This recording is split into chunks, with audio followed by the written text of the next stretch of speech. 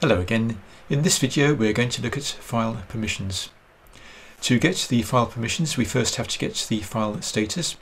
This is an object which has information about the status of a file within the file system. Is this file a regular file or a directory, and so on. To get this we call the status function, which will take the path to the file, either as a path object or as a string. The two are interchangeable. And then we can pass this returned value to functions such as isRegularFile. I've written a function which will show the status of a file. It takes a path object as argument. First we get the status, and then we can pass this to various functions. So does this file exist? Is it a regular file? Is it a directory? And some other things which are not really relevant on Windows. In the main function we create a file to work on, so that should have a status of being a regular file. The status of dot, this is a reference to the directory, the program's current working directory, where it executes, so that should be a directory. And the status of this file which does not exist, so that should be a file which does not exist. And that is what we get. So this is a regular file, this is a directory, and this does not exist. We get the file's permissions from the status by calling the permissions member function. I'm going to use this alias to make the syntax a bit more readable.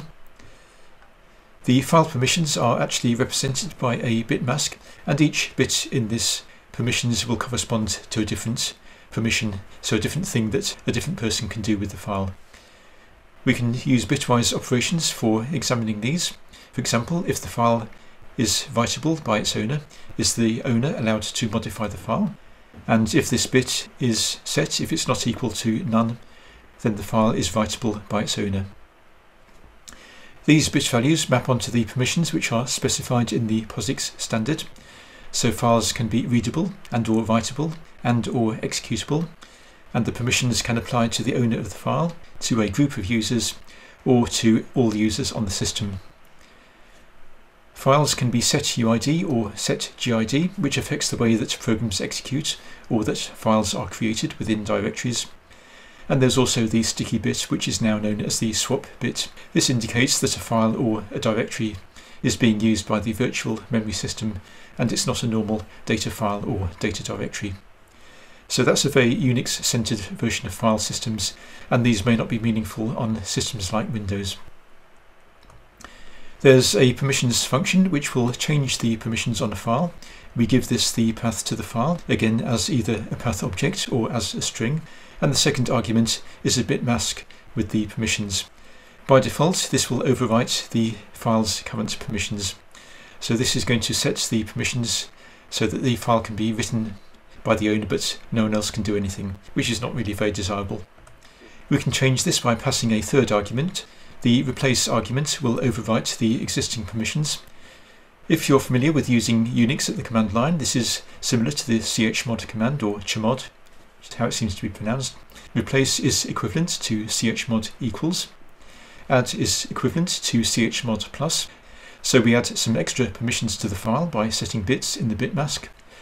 Remove is equal to chmod minus, so this will remove permissions by clearing some of the bits in the bit mask. I'm going to be using these aliases. I've written a function for displaying the file's permissions. We're going to be using this in the next video, by the way. So we start off by getting the file status, then we call the permissions member function to get the permissions, and then we go through and examine all the bits in that bit mask. We start by creating a file to work with, and we find out what permissions that will have by default. Then we remove the permission for the user to write to the file. Then we add permissions for the user and the group to do everything: read, write, and execute. So what do we get?